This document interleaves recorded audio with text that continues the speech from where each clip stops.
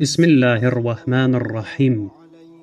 Allahın salamı, xeyir və bərəkəti olsun siz əzizlərin üzərinə.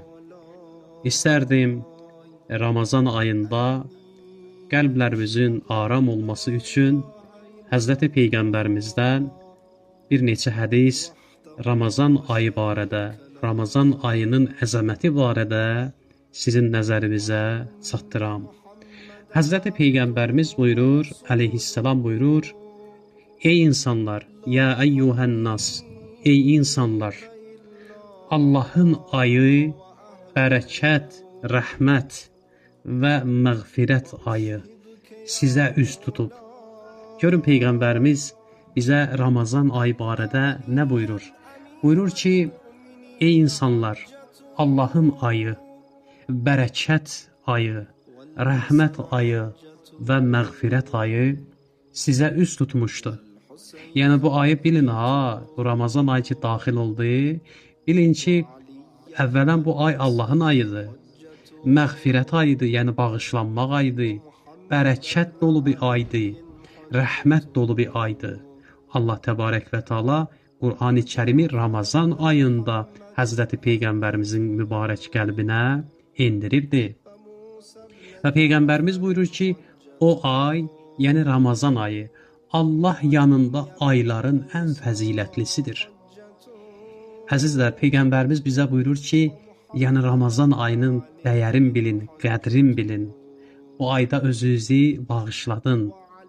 İmam Cəfər Sadiq əleyhissalam buyurur, kim Ramazan ayında imanla və savab ümidi ilə Allah təbarək və Teala'dan savab qazanmaq ümidi ilə oruç tutarsa, Allah təbarək və Teala onun keçmiş günahlarını əff eləyər. Allah onun keçmiş günahlarını bağışlayar. Və İmam Cəfər Sadiq əleyhissalam digər bir hədisində, bu hədisə də çox diqqət eləyin.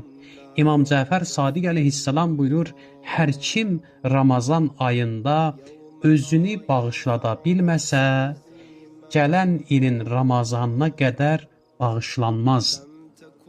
Çox diqqət eləyək. Hər kəs özünü bu Ramazan ayında bağışlada bilməsə, gələn ilin Ramazanına qədər, gələn ilin Ramazan ayına qədər bağışlanmaz. Yəni, yenə də yetişsə növbəti Ramazana Allah onu bağışlayar.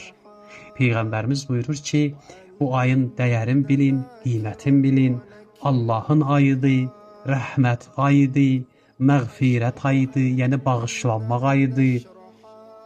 O Allah yanında ən əzəmətli və ən üstün aydır. Allah təbarək və Teala bizi Ramazan ayının fəzilətindən, ibadət və itaətindən bərəkətlənən, feyz alan möminlərdən qərar versin. Vəssalamu aleykum və rəhmətullah və bərəkatuh.